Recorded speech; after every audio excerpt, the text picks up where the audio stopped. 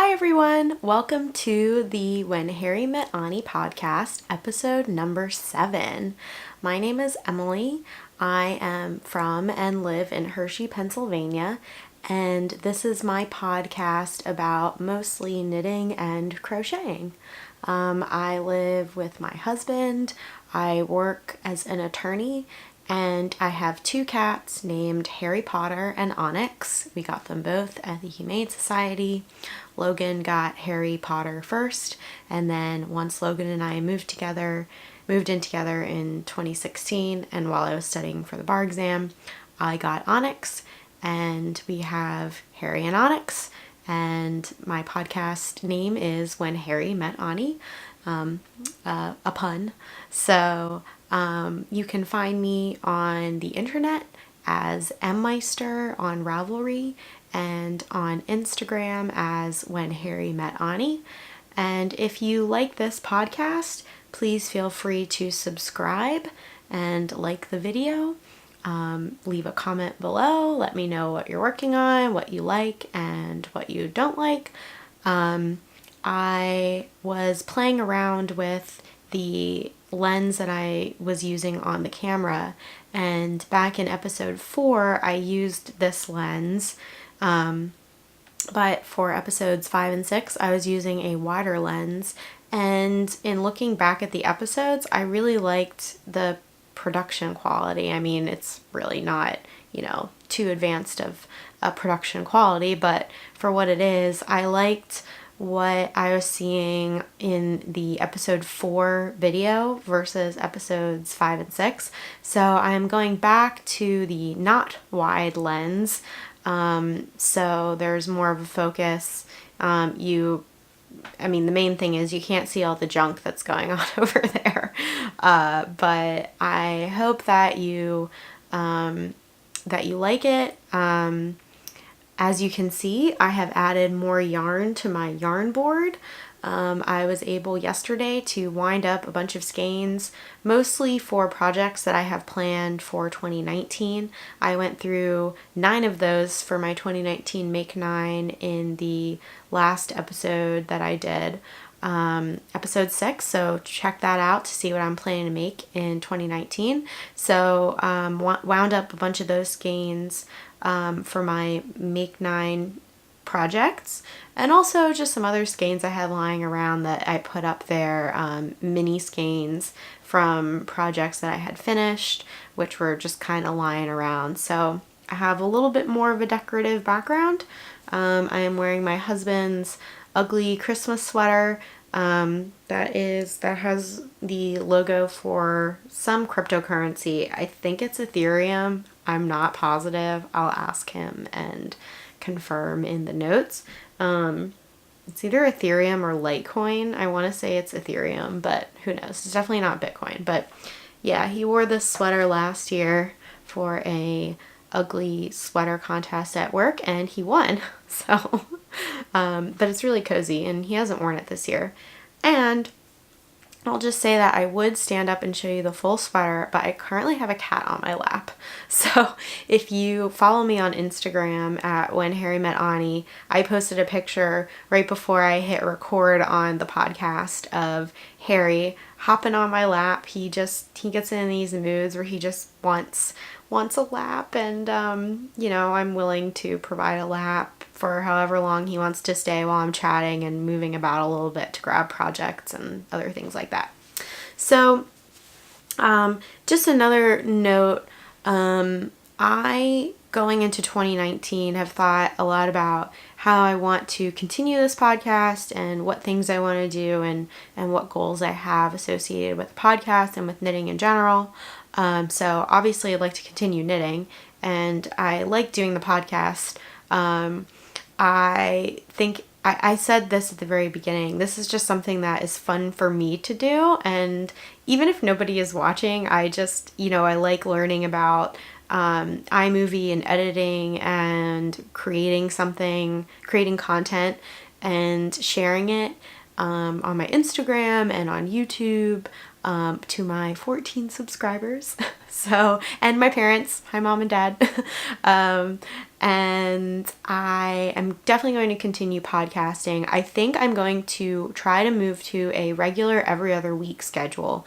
It's easiest for me to record on the weekends, usually Sundays, and then spend Sunday evening editing and releasing my episodes on Mondays.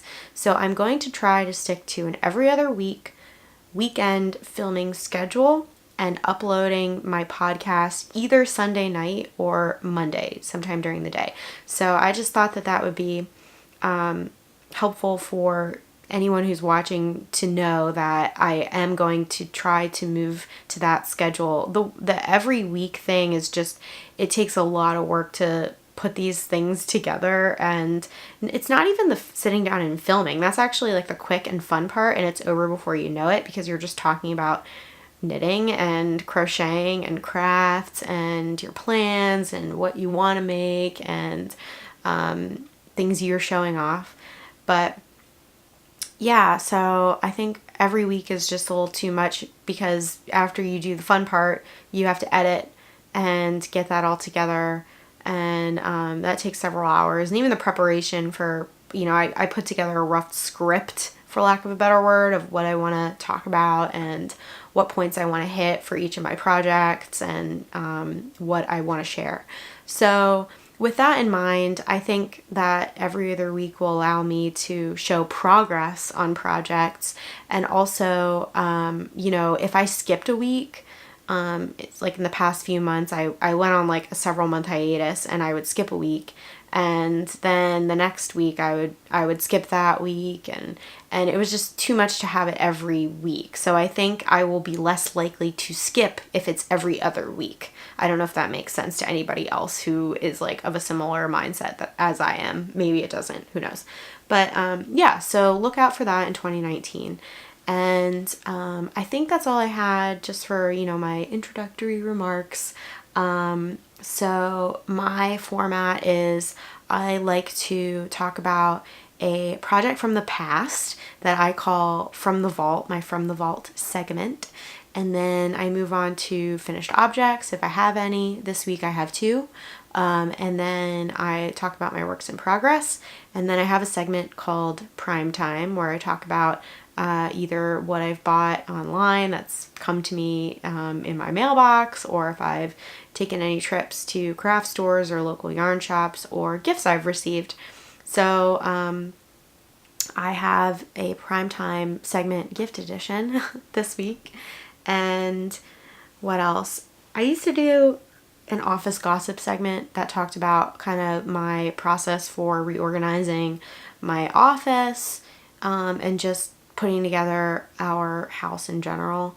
I've kind of strayed away from that, but I think that it'll resurface if there's something that I feel like I want to talk about.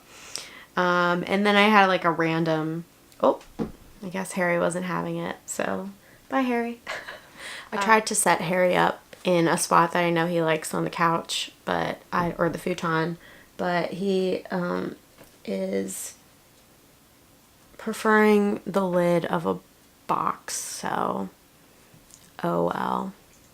But anyway, yeah, so I had office gossip and then like a random segment where I just talked about something that was not knitting or crocheting related, which I do have one this week that I'll share, Emily's random corner. But anyway, so without further ado, I am going to share my From the Vault project.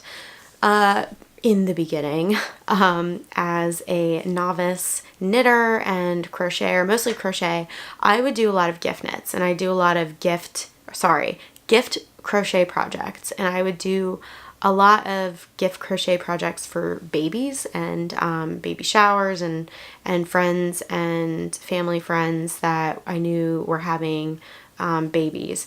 So I wanted to share a project that I made for a coworker's baby shower back in September of 2016.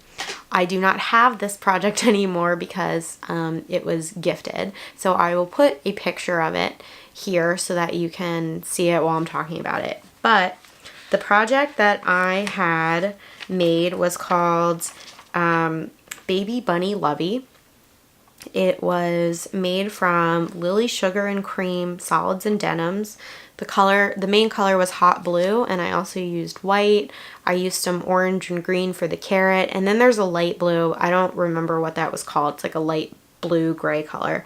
And that used 240 yards of the main color, and the total yardage in the project was 300 to 325 yards, give or take. The pattern is $4.50 on Ravelry. It is by Briana Olsen. I think there's like 16 projects, or maybe it's like either 16 or 34. I know that's kind of a big difference, but I think there were like, let's say 30 projects of this pattern. And it was really nice because it's one of those baby items that is a blanket but also a stuffed animal. So I made this for my coworker because I thought that his son could not only use it as a blanket, but as he grew older, could carry it around as a stuffed animal. So yeah, this was a great project. I made it in 4 days. Really cranked it out. I think gifts are really handmade gifts for people who you know will appreciate them. Are really awesome to give. But one of the ladies in my craft circle handed a blanket, and so I think that definitely showed up my baby bunny Lovey, but it was all good. It was two totally different projects. So I made a couple of modifications to this project.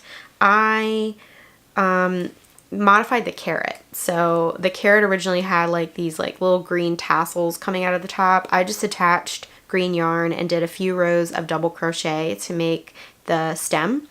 And the other thing that I was really confused about and didn't really know what to do was the facial embroidery. I cannot stand adding like embroidery things onto faces. I have that difficulty with hobs right there, and I'm avoiding finishing the hobs that I made. And I show my first episode for my friend because I just don't want to do the embroidery. I like it, just is not something that I enjoy doing, and I think it can look really cheap if you aren't doing it right. But anyway, I did the embroidery on the face, and I used 2 buttons for eyes. I don't remember exactly how I did it, but in my project notes, I have that I added the embroidery after I stuffed the head. So that probably wasn't the best idea, but honestly, I was probably just avoiding doing the embroidery until the very, very last minute because I just didn't want to do it because I knew that it would just I was just so nervous about it. But I think it looked good, at least from the pictures that I took and from my recollection. So yeah, that is my baby bunny Lovey. I would highly recommend that project. It's a unisex project. You could make it in different colors. We happen to know that my coworker was having a boy, so I made it in blue. But you know, you can make it any color if there hasn't been a gender reveal, or if you are making it for a girl, you can make it pink or whatever. I mean, you can make it any color. You can make it brown. You can make it gray like an actual rabbit. Who knows? But it was a very quick project. So in terms of crochet projects, I'd really recommend it. I maybe on second thought wouldn't have used buttons for eyes because I think I did sew them on very securely, but it would be horrible if a kid pulled that off and of course put it in his or her mouth and choked on it. So anyway, I might do that differently, find a different way to make eyes. So yeah, that's my baby bunny Lovey. This week for finished objects, I have 2 finished objects. The first is one that will be very familiar to you if you've watched the last several episodes of my podcast. It is still living in a project bag. I had to do a little bit of project bag shuffling, and I'll show you why later on in the episode, but it is in my Happiness is Handmade canvas tote bag. I bought this on Mass Drop. It is from fairislayarn.com. It is a great bag. It even has in the inside pockets for needles, different widths pockets, and it has a large pocket on the reverse side where it has these holes that you can thread your yarn through if you're working on if you're working on a project with more than one color yarn, which is awesome. And it has drawstring. So I really like this handle as well. Anyway, residing in this bag until I weave in the ends and maybe block it, not sure if I'm gonna block it, is my pointed fur shawl. And I bound it off, I don't know, today. So here it is. Woo, it's done. It's very wide. And it is a triangle shawl. The pattern is by Versaci Knits. You can do it in either DK or worsted weight yarn. And this was a pattern that one of the women in my craft circle at work suggested we all do for a knit along. So we all got the pattern and then cast on in different colors. So I'll stand up and show you. This is how it is modeled on the pattern page. And here's the back. I hope you can see that. It goes down to about my butt. Obviously I wouldn't wear this sweater with it, but this I will wear at work. It's freezing in my office. It has a nice drape to it. I have also tried it on as a shawl that you wear around your neck. And I think it's a little bit bulky, but it definitely works. I just take these ends and tuck them under. Yeah, I gotta weave in the ends. But yeah, so I have it. I can wear it that way too. So this yarn was Berocco Vintage DK, 52% acrylic, 40% wool, 8% nylon. I just did a regular bind off, and it says to block lightly and then weave in your ends.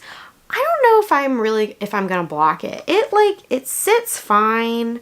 The stitches look very even. There's nothing that really needs to be straightened out that blocking would accomplish. So I don't know, I might not block this one. I haven't decided yet. Mainly because I want to wear it.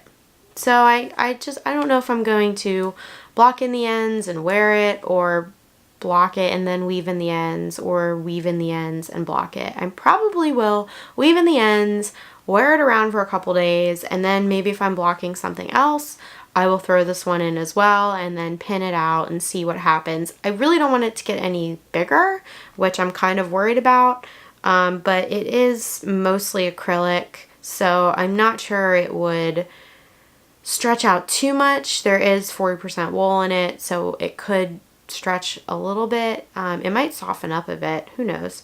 So yeah, stay tuned, and if I do decide to block it, I'll probably bring it back again so you can see it after I block it. For my next finished object, I made the Antler Hat by Tin Can Knits. Look at that cable. So I'm going to share the full story of the yarn for my prime time segment. However, this is an alpaca merino blend. The alpacas live at Humble Hen Farm Nursery in Abbottstown, Pennsylvania. More on that later. And I got this yarn as part of my Christmas gift. I don't celebrate Christmas, but my husband and I, for the past couple years, have exchanged gifts on Christmas Day. And then I watched a bunch of 90s Christmas movies. So it was a great day. But yeah, so anyway, I saw this and I guessed that it was probably a worsted weight. It is 3-ply. There are 192 yards in one skein. And again, it's hard to talk about this because I want to talk about the gift itself first. But anyway, I used about 3/4 of a skein to knit this hat. I did it in 3 days. And the cabling on this pattern is super fun. This is one by Tin Can Knits. And they they do have a cable tutorial. I do wish that they had walked you through the decreases on the cable more, because you decrease the crown. But they ask you to do, like, they list it as a cable 4 decrease, and when I looked up how to do a decrease within a cable on YouTube, I was taken to videos where they were having you decrease both in the stitches that you set to the back and also in the stitches that you knit first. So you were really taking, if it was a cable 4 decrease, you were taking 4 stitches and turning them into 2, but the pattern wanted you to take 4 stitches and turn them into 3. So that was a little confusing, because I started cable decreasing and then I was like, oh, I have too few stitches now. That's not right. So I wish that they had explained how they wanted you to do the decrease. I mean, it looks okay. And this is such a fun pattern, but you do need to modify it. So let me talk about how I did that a little bit. This is definitely a worsted weight yarn. However, it is more of a light worsted, I think. And I started knitting the adult small, which had you cast on 96 stitches. Oh, the Antler Hat's a free pattern. And I think probably everyone and their mother has knit this hat, but I had never knit one before, and it would be a great gift knit. It went really fast, and it's unisex, and I was gonna add a pom-pom to it, but then it just didn't look right with a pom-pom, because the yarn is like, it makes it so fluffy. And there was just like enough going on that I didn't want to overwhelm it with a pom-pom. But I don't know where I was going with all that. Oh, so I cast on 96 stitches for the adult small, but I started knitting it and I just thought it would be too small. So I thought, okay, well, this seems like a light worsted weight yarn, so let me just knit the adult large for myself. So I then cast on 108 stitches. And I knit all this ribbing, so 2.5 inches of ribbing, and then they have you do like a small decrease row before you start the cables, and I was dumb and cast on 108 stitches for some reason when the pattern called for 106. So it wasn't really a big deal, but I had to fudge the first row of decrease, which was annoying. But so like there's this thing which happened from my made up decrease, and I like realized that when I was like on the second cable repeat, and I just thought, ugh, I really don't want to rip that out. So whatever, this hat's for me. I don't care. But anyway, so for the adult large, the pattern is written for you to do 9 cable repeats. And I got to 6 and was like, that is plenty. I could have even got away with 5, because I'll put it on for you. It is like really slouchy with 6 cable repeats if you don't roll the brim. The pattern shows all the wearers of the hat, the kids and the adults, rolling the brim. So that's what I'm going to do. But 6 was plenty, and it covers my ears, it sits well on my head, it's the adult large, so I don't know who would need 9 cable repeats. And I looked at a bunch of project pages and searched within project pages for adult large, cable repeat, and I saw that a lot of people, when I typed in cable repeat, were just kind of going with the flow and measuring it as they went along and stopping at either 5 or 6 cable repeats for an adult sized head. So either, you know, like the average woman's head or the average male head. So that's just like a word of caution with this pattern, that, you know, make it what you want. It's adaptable. I saw some people adding, there's like a purl section between these cables. Some people would add a couple stitches in the purl section to account for extra stitches if they had like a DK weight yarn, or they'd subtract a cable repeat. So there's all different ways you can make it work. Someone like took this cable repeat and put it on a sweater, which was kind of cool. But yeah, also I hadn't cabled for a while. The last cable project I did was actually my first ever knit project, which was a Kindle cozy. So I hadn't cabled in a while, but I think it was a perfect cable project. I'd recommend it if you've never cabled before, and they do have a cable tutorial that will walk you through it. The only other thing I want to say about this is that I think the next time I knit this, which I definitely will knit it again, it's fun, and this is like a really great yarn for it. I haven't blocked it yet. I do want to block it because I think it will become a little bit softer. But the next time I knit this, if I make one for myself, I might just do either 5 repeats and keep this length brim, or make I would do 5 pattern repeats and make a slightly shorter brim and have it like a fitted beanie so I don't have to do the rolled brim. There you have my antler hat. Next up, works in progress. I only have one active work in progress. I finished my pointed fur shawl, which was my main work in progress, aside from the, I would call it spontaneous hat knitting projects I've done this past month. So I finished that. I picked up one more languishing whip, which I will show you, but I still have on the needles my Annalise wrap shawl and the Way Through the Woods colorwork mittens. So those are really the only other 2 active projects.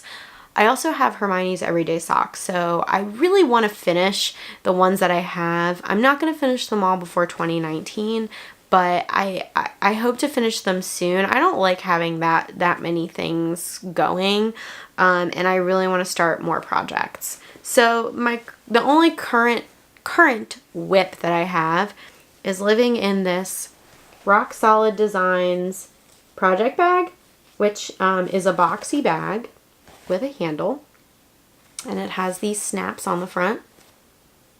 So instead of a zipper, there are snaps, and you can open it up and like feed your yarn through. It's really nicely lined. Oh, and did I mention there's beer on the front? Oh, awesome.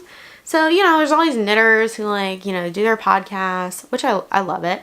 They do their podcasts, they have a nice glass of tea or a nice coffee. I am all about the beer and wine. Let's get real. So, when I saw this project bag, it was at Knitter's Day Out. Rock Solid Designs had a booth, and they had all different kinds of bags. This one was just this is totally me. I really enjoy a nice glass of beer.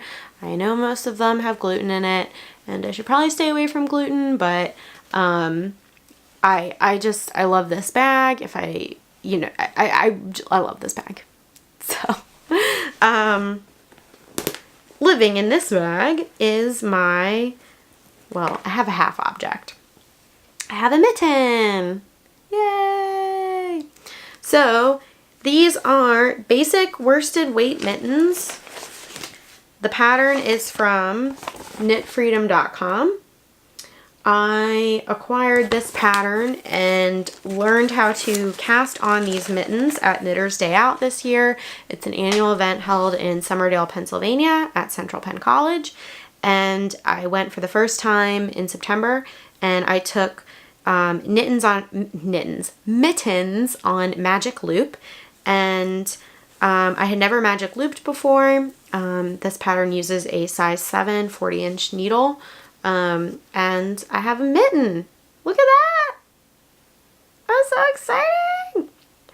The yarn is Youghiogheny Yarns Highland DK in Panther Pink, and it has all the tweed and all the neon pink. I love this yarn so much. Carrie, who helped me pick out the yarn and who owns Youghiogheny Yarns, she was so nice when I went up to her booth and asked her what she would recommend for worsted weight yarn to knit mittens, and she pointed me to this yarn.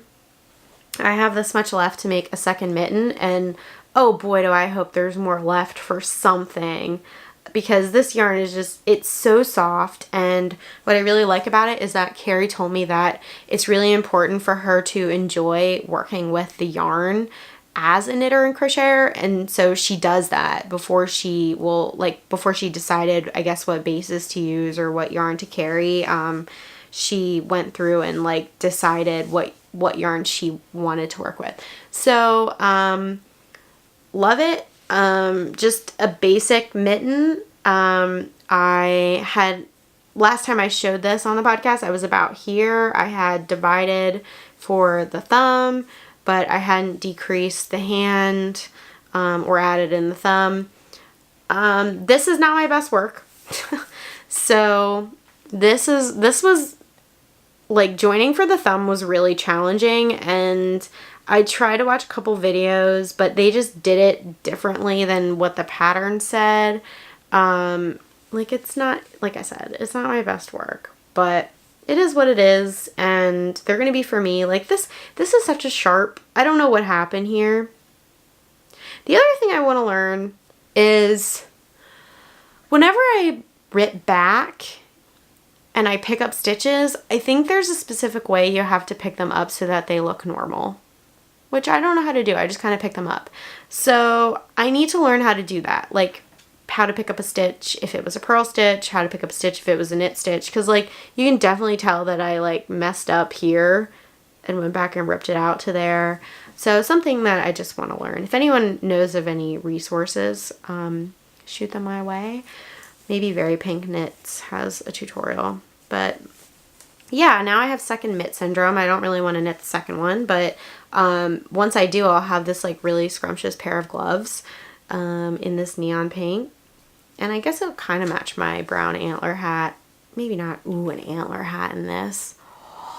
Ooh, I might have to do that with like a giant white pom-pom or brown pom-pom. Black pom-pom? I don't know. I'm so excited. But there is a fiber festival coming up in April, the Allentown Fiber Festival, and I saw that Youghiogheny Yarns is going to be there, so maybe I will pick up some more of this tweed when I go in April and make a matching hat. That would be really cool. So that is my only work in progress at the moment. My basic worsted weight mittens. I have to knit the second mitt, and I will share my progress on that. Next up is my prime time segment. So I'm going to share the 2 knitting related gift items I received, another gift item that is slightly related, and then I am going to share a couple of things that I bought at my local yarn shop, Little Owl's Knit Shop, when I went in search of needles for a new cast on. So my first gift was from my in-laws. They got me, are you ready for it? This yarn tote carry-on. It's like a drum. It has holes at the top for your yarn to come through. It has a strap. You can literally bring this on the airplane as a carry-on. And Logan's parents recently moved to South Carolina for his dad's new job. So I was on the phone with his mom and I thanked her for this bag, and she said, oh, you can bring it as your carry-on. I'm like, that is a great idea. So it has a strap. It has a zipper pouch on the front. It has spaces for needles. And then it has on the inside this lined bag. And inside, it first came with this. And when I pulled it out, I was like, oh, that's cool. It's like a knitting needle pouch. No, it is not a knitting needle pouch. It is a divider for the bag. So you can put it in and either divide it into thirds, or you can divide it in half, or you can divide it in fourths to put like your different yarns or things. So it is an organizing divider. And then it also came with this pouch for notions and needles. So this was an awesome gift. In the past, Logan's parents got me my yarn ball winder, which was very nice. And then his mom actually made the yarn board behind me. I had like offhandedly mentioned one day that I saw on Pinterest a yarn board that was made out of a pegboard, and Logan had an old pegboard, and his mom repurposed that and made me this beautiful yarn board, which has like some fabric over it, and it's been great. So I really like having people in my life that fully endorse my yarn habits. So that was, oh, and this is also, I really love the color orange, as I mentioned in my last episode. My other favorite color is this, turquoise, like a, well, this is more of a turquoise, I guess, but I like the green, blue, turquoise green color. A big thank you to my in-laws for the Stitch Happy yarn carry-on.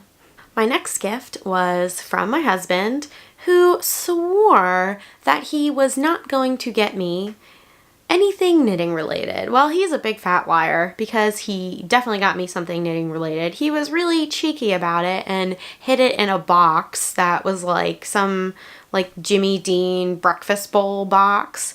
But he got me a lot of yarn. So he got me yarn from his coworker's farm. His coworker owns a farm called Humble Hen Farm Nursery. It's in Abbottstown, Pennsylvania, and they have, I think they have a flock of 10 alpacas.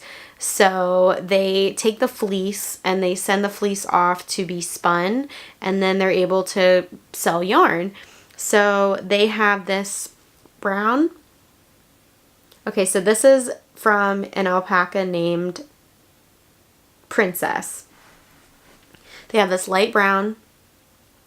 This is from an alpaca named Dolly.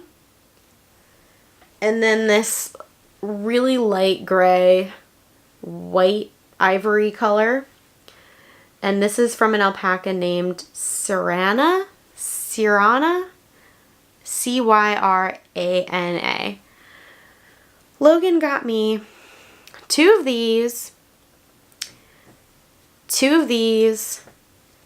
and 4 of these.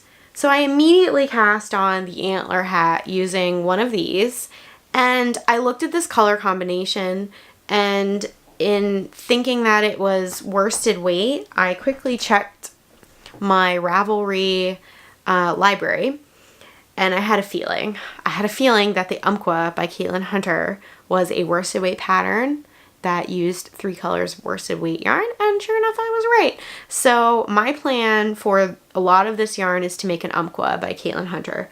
I had to go and grab the pattern because you have to see the visual. So I think this is more of an unsung Caitlin Hunter pattern, because I really haven't seen a lot of projects of this pattern. I think one person was wearing it in Christy Glass's Tell Me About Your Rhinebeck Sweater video. But this is the Umqua. It has a beautiful yoke. It is a bottom-up sweater. You knit the body first and then the sleeves and attach them and then continue on with the yoke. So it is a pullover. Here's another picture of it. And you can make a matching hat, so I might do that. But my plan is to use the ivory gray for the main color, and then the light brown for that orange contrast color that you see in the picture, and then the dark brown as, well, I think it actually is dark brown. So it'll look pretty similar, except instead of that orange color, it'll be the light brown.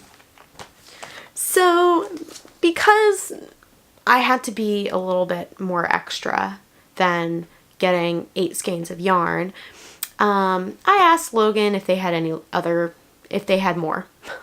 So next thing you know, we bought an additional 4 skeins of the brown. I really love that brown, and I want to make more things with the brown. And 2 more skeins of the light gray, because I figured out that I would need 2 additional, or between 5 and 6 skeins to make the Umqua.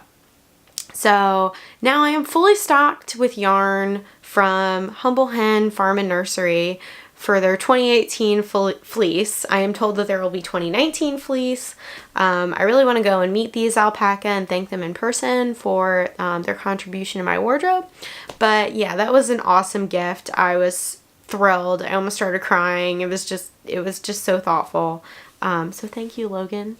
So there are two things that I wanted to say about this yarn. The first is that because alpaca can be really, really drapey and not like kind of difficult to work with as far as the final product is concerned, they do an alpaca merino blend. I'm not sure what the ratio is, but the yarn is not just alpaca, it's alpaca merino. And it is, second thing is that is 192 yards per skein. It is 3-ply and you get 4 ounces. So I have quite a bit to work with and I am very excited. Last but not least, I was a little more indulgent and went to Little Al's Knit Shop to get several sets of Youghiogheny needles to cast on my Umpqua sweater, which I tried to cast on last night. I don't know what happened, but in the ribbing, I dropped a stitch and then I couldn't figure out where I dropped it or how to pick it up. So I just ripped out the whole thing and I'll probably start it over again tonight. But I picked up needles from Little Al's and I had a gift card. I had a $25 gift card from my assistant at work. So I spent about $21 on 2 sets of needles. I will need 5 or 6 sets of needles. This is my first sweater I've ever made. But I wanted to hold off until I was certain that those were the needles that I would need to get gauge. I also bought some highlighter tape and I bought cable needles because I was not using a cable needle when I was knitting the Antler Hat. I was just using another set of knitting needles. And that, I don't know why I was doing that, but these are going to be much easier in the future for cabling. And then I got the Winter 2018-2019 edition of Vogue Knitting. And I really got it because of this gorgeous peplum cabled sweater that I don't know if I'll ever knit it, but it's just really nice to look at. Can you even imagine this as a dress? What if you made it a little bit longer and you made it a dress instead of a sweater? I just think it is so pretty. Especially in that gold color. Oh my goodness. So, yeah, this has been fun to flip through. I'm going to go through it a little more carefully and actually read and not just ooh and ah, but those were the things that I bought at Little Al's. I've just been overwhelmed with new yarn in my life that I didn't feel the need to purchase any yarn, which is a good thing. So I have a lot to work from my stash. So those are the things that I bought and I received. I hope everyone had a very Merry Christmas and that you were gifted crafty things, knitty things, things to crochet, or whatever you find yourself, whatever makes you happy.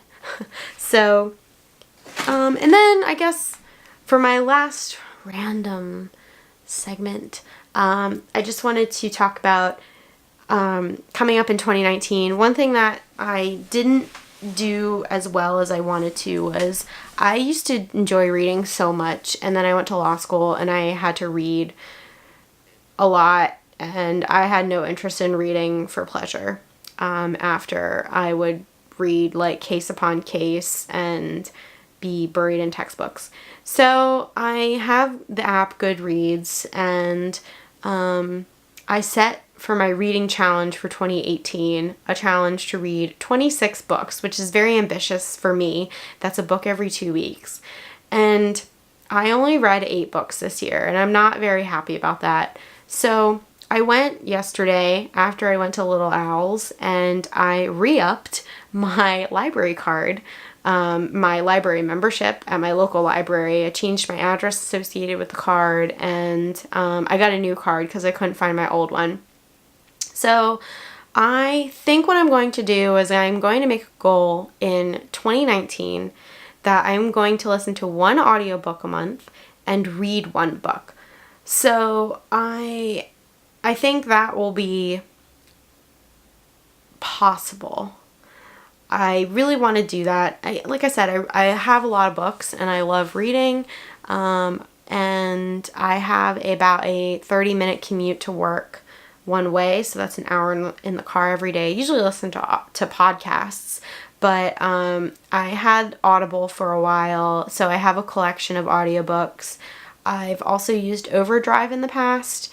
I think I talked about that before in a previous podcast, but that is an app that links to your local library, and you can rent audiobooks using your library card. So I think one audiobook a month and one book that I actually sit down and read a month is doable. So I went to the library and I picked up a couple books. So one of the books I got was Into the Water by Paula Hawkins. She is the author of The Girl on the Train, which I read. I thought it was okay, but this was like one of the 2018 recommended read or staff picks from the library. So I'm going to start reading this. And I also picked up the Kiss Quotient by Helen Huang. So yeah, if you're interested in learning more about what I decide to read or what I'm listening to, I might just chat a little bit about that, again, for my accountability purposes. But that is all that I have this week. I hope you have a very happy New Year and that you are safe and warm on New Year's Eve, that you have some rest and relaxation if you happen to get any time off of work. And I will see you in the new year. Hope to stick to my every 2-week podcast schedule, and see you in 2019. Bye.